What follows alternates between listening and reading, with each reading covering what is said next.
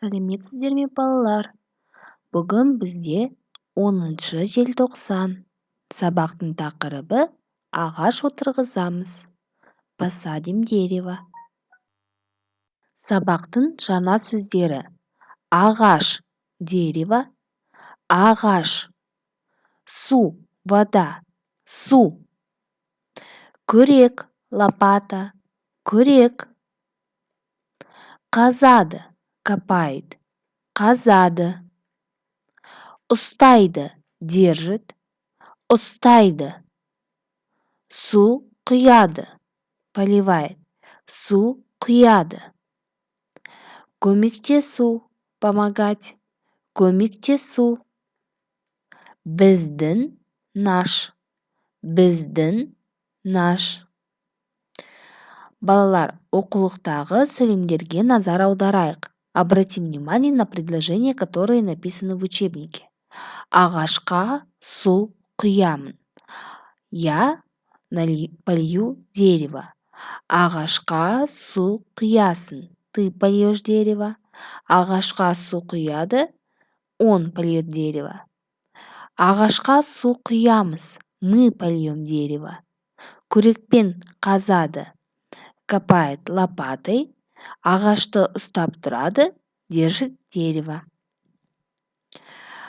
Енді назар аударатын болсақ, мында ағаш деген сөзіне к слову ағаш добавились окончание қа. То есть воду нальют дереву. В связи с этим добавляется окончание либо қа, если слово твердое, если же мягкое, ке. Либо ға, если слово твердое, либо ге, если слово мягкое. Мәтінді оқып шығайық. 119 бет. Біздің отбасымыз үлкен. Наша семья большая. Біз ағаш отырғызамыз. Мы посадим дерево. Атамыз бен әкемізге көмектесеміз. Мы поможем дедушке и папе. Атам мен әкем күрекпен қазады. Дедушка и папа будут копать лопатой. Інім мен қарындасым ағашты ұстап тұрады. Братишка и сестренка будут держать дерево. Інім мен ағашқа су құямын. Я полью дерево.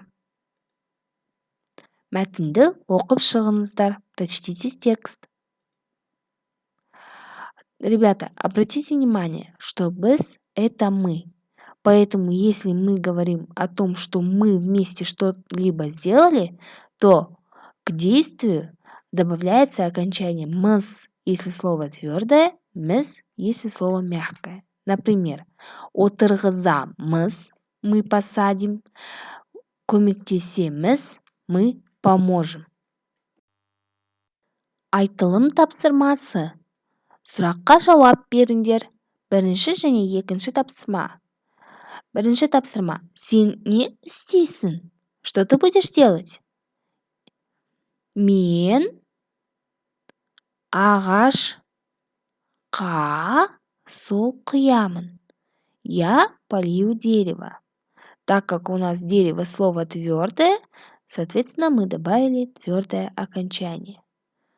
Гүл. Мен гүлге су құямын. Так как слово у нас мягкое и гүл заканчивается на сонорный звук «л», к нему добавляется окончание «ге». Мен гүлге су құямын. Екінші тапсырма. Ол не істейді? Что он будет делать?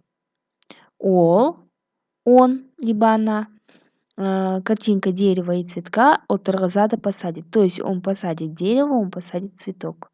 Здесь картинка, то есть словом ағаш и гүл мы не добавляем окончание. Мен ағашқа су құямын. Я полью дерево. Ол гүл отырғызады. Он посадит цветок. Осы сұрақтарға жауап беріңдерші. Ответьте на эти вопросы. Жазылым тапсырмасы, письменное задание. Төмендегі сөздерді мағынасына қарай сәйкестендіріп сөйлем құра. Слова, которые нам даны, с ними нам надо составить предложение. Например, менің – это моя, отбасым – семья, менің отбасым, үлкен – большая, менің отбасым үлкен. Осы сөйлемді жазбай, келесі сөйлемдерді құрастыруға бастаңыздар. Первое предложение можете не писать. Начинаем предложение со слов мен, інім и әкем. Осымен сабақ аяқталды. Рахмет, сау болыңыздар.